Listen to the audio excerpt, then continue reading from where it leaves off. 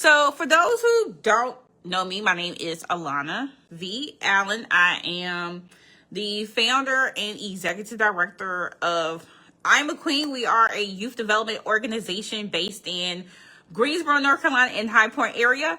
And I'm also the owner and consultant for Alana Knows Nonprofits. I am a nonprofit startup consultant, and I am also a grant writer. So tonight, I know it's late. Well, it's not really late. It's 9:45. It's just all about how you look at it. But I just want to talk to you about what I would do, or 10 things I would do if I was starting a nonprofit today. So when you get on this live, please share this video so that more people can engage. But if I was to start a nonprofit, the first thing I would do is get really focused on my why. I would get focused on my why. I would get a better understanding of why I am starting this organization. And the one thing I always tell people, I'm always going to say to you, always go back to what God showed you the first time.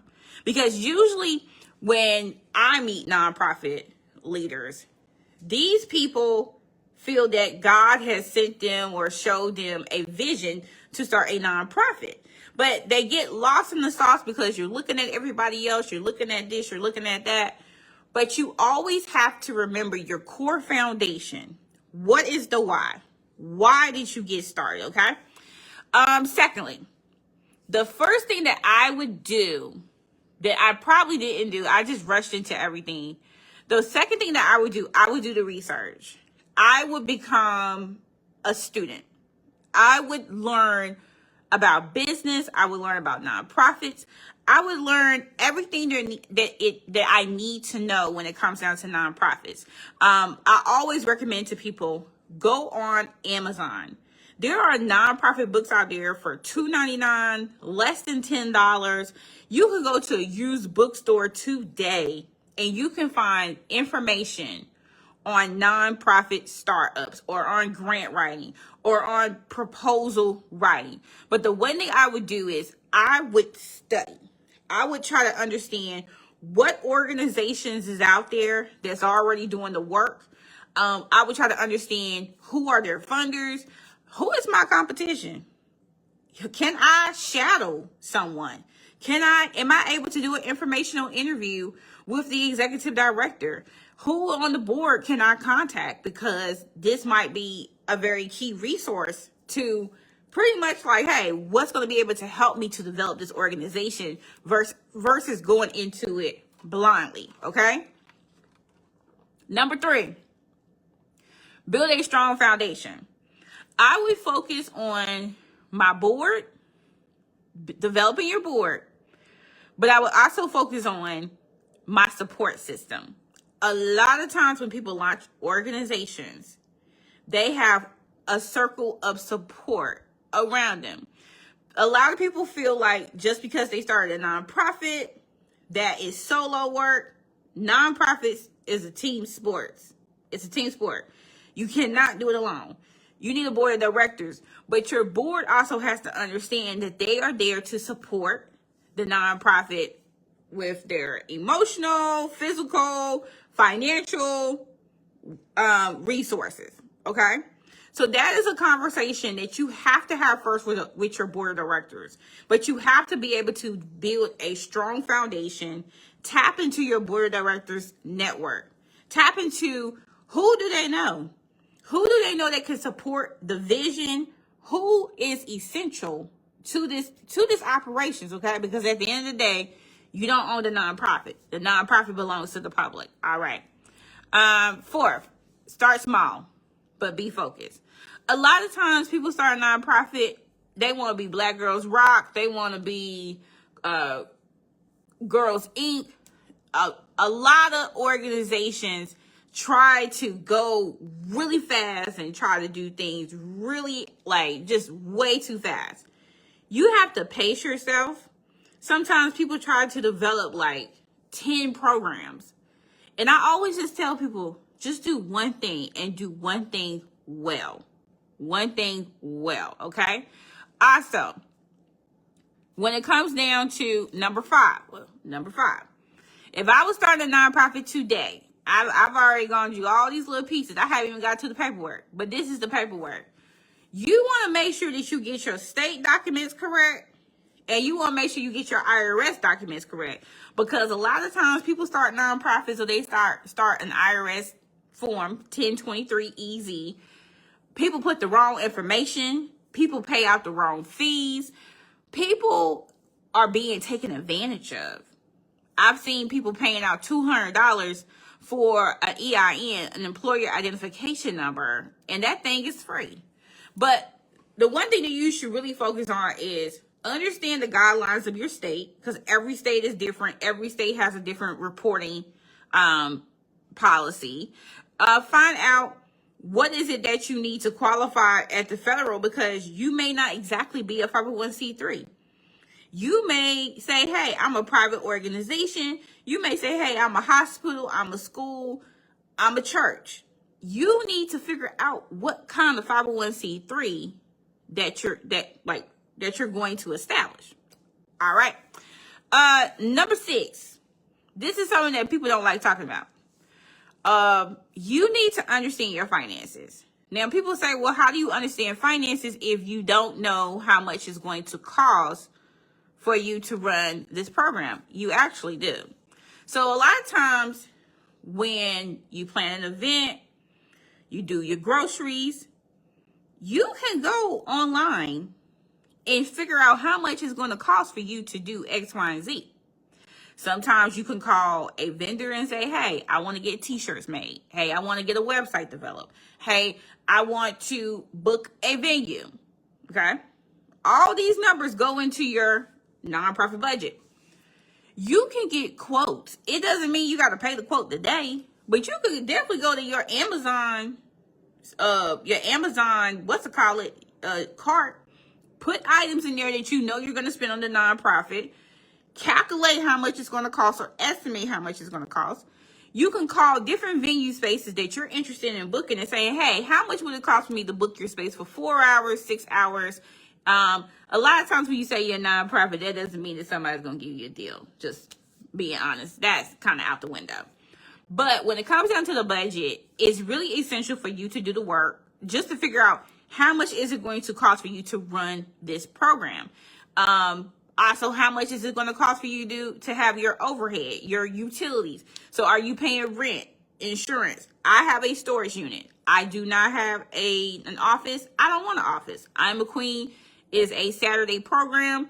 I do not need an office. I need a storage unit because most of my time is spent going into my storage unit. So how much is that going to cost me? How much is it going to cost me to get insurance? You can get a quote that way. How much is it going to cost for you to have a cell phone or to pay for your email cloud space or your website cloud space? All you got to do is just find the numbers and put it in your budget. All right. Number 7, find the money and understand how money works in your area. And what I mean by that, find the money. You can do grant research at your local library for free to see which organizations is funding organizations or which funders are funding organizations similar to yours. Meaning you can say, hey, I'm youth development. I'm located in Guilford County, North Carolina, or Charlotte, North Carolina. And I'm also focusing on women and girls, or I'm focusing on African-American boys or at-risk youth or foster care youth. You can narrow down your search. Hey, Moni. Hey, Kim. But what I'm trying to say is you can do grant research. Hey, Crystal, how you doing? And that research can show you who is funding what in your area. You can also look at it from a perspective of how does money work? If I was doing this, I would sign up on every foundation's e-newsletter. Because the one thing they're going to do, they're going to always announce their grant opportunities through email. They're always going to invite you, just some of them are going to invite you to an information session, and I will make sure that I am there for that session. You also need to know who is actually in your local area, like your foundations. Who's on the board? Who are you connected to? Okay? You also may want to think about corporations. How many people have friends who work at corporations like Apple? You have friends that work at Verizon, in any of your local corporations. You want to see, hey, do you have like an employee volunteer program or employee nonprofit program? If I donate to this nonprofit, my corporation is going to match it. Or if I volunteer, you all are going to send a donation on my behalf. What's the process? What's the process? So you need to understand where the money is at, but also how money works in your city, okay? And also at the county and the local and the state level. All right. If y'all got questions, you can put it in the chat. Number 8, you need to launch your programs. A lot of times people do not receive funding because they won't launch. They will literally say, well, I pray to God that God gonna do it. But faith without works is dead. You need to literally launch your program. You need to literally say, hey, I need to figure out what is the best way for me to do a pilot program. How can I do this pilot program? How can I measure my success? How can I know, like, hey, maybe I need to work with 5 children. Maybe I need to partner with someone. But you need to figure out what exactly is the program that you're trying to do, when you're going to do it, who you're going to serve. You got to answer the who, what, when, and where, and why. Okay? But launch that baby. Keep launching it. Number 9, you got to communicate your impact and you got to build your audience. So if you know for a fact that you are only going to serve youth in foster care, why? Why are you serving youth for aging out of foster care? Why is it important for you to teach them about life skills? Why is it important for them to be able to navigate, teach them how to navigate a career in college, like college readiness? Why is this group so important? So you need to communicate, you need to market, you need to build an audience of people who say, hey, I want to support that, okay? And then lastly, number 10, I would relax. You are not in a rush to do all of this. Some people feel like if I don't get my 501c3 status by tomorrow, I can't do this. No, you cannot control the IRS. You cannot control the state of North Carolina or wherever state you're in. However, what you can do is do the work, do the research, and you can relax. You can make sure that you launch when you're ready. You can make sure you can make sure that you can launch your website when you know for a fact that you have triple checked it to make sure, hey, everything is set up correctly. So let me do a recap. Hello to the new people who just joined. 10 things I would do if I was going to start a nonprofit today. Like I said, I'm the founder of I'm a Queen, but I'm also a grant writer and a nonprofit consultant. Number 1, I would get clear about my why. I would always go back to what God showed me the first time. What did God show you the first time? And that's what's going to let you know that there is going to be provision in what he shows you. Number 2, you got to do the research. You have to be a student. You have to be a student of life. You have to do the market research. You have to understand who is your competition, who is already doing this work. Can you sit down and talk to these people and see, hey, can I do an informational interview? Can I shadow you? Is there any opportunities for me to learn from you? All right. Number 3, I will always build a strong foundation. Your board, supporters. And not just because they're my friends. I want to build a strong foundation because these people are going to be responsible for investing in this vision. They're going to be responsible for going out and telling other people to invest. Their method should be, how can I tell more people about this organization? We are not scared to ask for money. No, we're not. Amen. I like raising money. Number 4, start small and stay focused. Don't feel like you got to be Black Girls Rock or Girls Inc. or Big Brother, Big Sister. You need to just focus on your measure. Focus on where God has you right now. Stay small. Just be focused on one thing. Don't be like, oh, I got to do 10 things. No, you don't. You need to focus on one thing. All right. You need to, number 5, get the legal stuff done right, but get it done early. Talking about the state, the federal, and if you have to do a solicitation license within your state. When it comes down to a nonprofit, every nonprofit is going to be different in your state.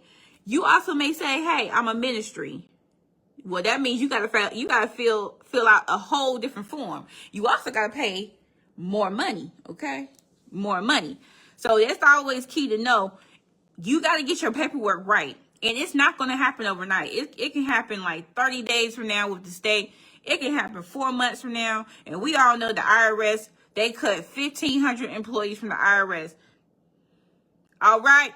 Anyway, number 6, learn your finances. You cannot sit here and say that you do not know how much it's going to cost for you to do a program when all you can do is go out and get some quotes to see how much it's going to cost for a venue, how much is it going to cost for a van, get some quotes, how much is it going to cost for you to get some snacks for some children. Load up your Amazon cart and do the math. How much is it going to cost for a website, insurance, if you have utilities like a storage unit, how much is it going to cost, and put it in a budget. You cannot sit here and say you're lost. You're not. I know you're shopping on Amazon. I know you see them specials out there. So when we're thinking about the finances of a nonprofit, you're really saying, hey, I need X, Y, and Z to run this organization. So guess what? If I need paper, supplies, how much does a notebook cost? Do I need 20 notebooks? Put it in your budget. All right. Then number 7, y'all, I'm doing a recap. You need to find the money and understand how the money works in your area. Hey, Brandon. Hey, April. How you doing? So when you find the money and you understand how the money works in your area, you should be able to go to your local library. There is a free service only at the library for you to be able to access which funders are funding organizations in your local area, okay? You should be able to narrow down your search, find it by the category and the city and the population that you're trying to serve. It's going to show you how much money they're receiving, who they gave the money to. All right. You also need to know, how does money work in your area? When we think about how does money work, how many foundations is located in this city? Are you signed up on their local email list? Do you know how often are they giving out grants? When you think about that, how does money work in your area, okay?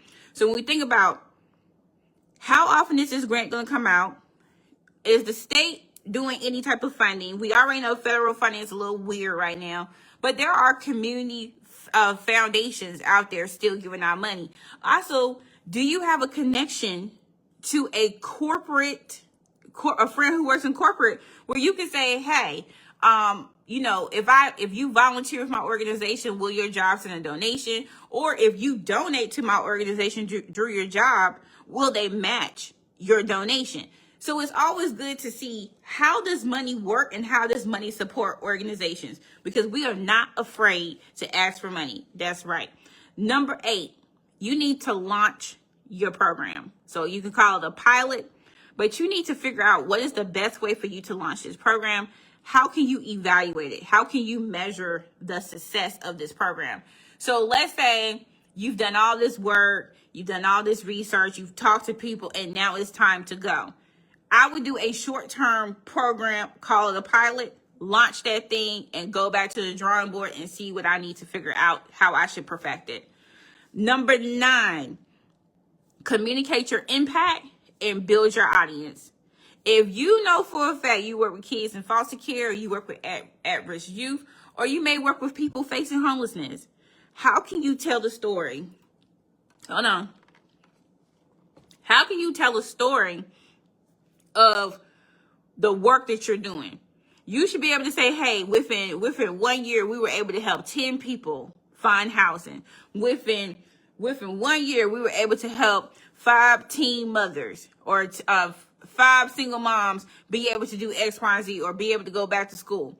You need to be able to communicate your impact, build your audience online, do marketing, all these different things to let people know you're open for business, you're doing the work. This ain't nothing fake, you're doing the work. All right. And then lastly, I said relax. If you're just starting out, you are not in competition with no one else. You are your main focus. Everything that you have planned for this organization, the vision, the mission, all of this, it is literally up to you to make it happen. But you should not be comparing yourself to other organizations, okay? You need to relax, take your time, and study. So those are my tips, the top 10 things I would do if I was starting a nonprofit all over again. I made mistakes when I'm a queen. I'm grateful for where we're at now. For those who are interested in learning more about what I do, we can jump on a call, a 15-minute phone consultation, and it is free and complimentary. So you're able to book a call with me and ask your questions. Or you can join my grant writing mastery boot camp that's kicking off on May 20. It is $144. It is usually valued at $600, but I have brought the boot camp back for those who just need a refresher, or you really want to know how to develop a grant proposal. The outcome is always going to be a grant proposal because my background is in writing. So if you're interested, I'll put the link in the comment section.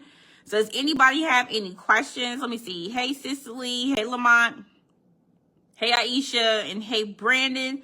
But does anyone have any questions? Any questions? So if you don't, y'all can have a good night, or you can still comment and I'll definitely get the notification. But yes, I'm so glad y'all were able to join me, and I will talk to y'all later. Bye, friends.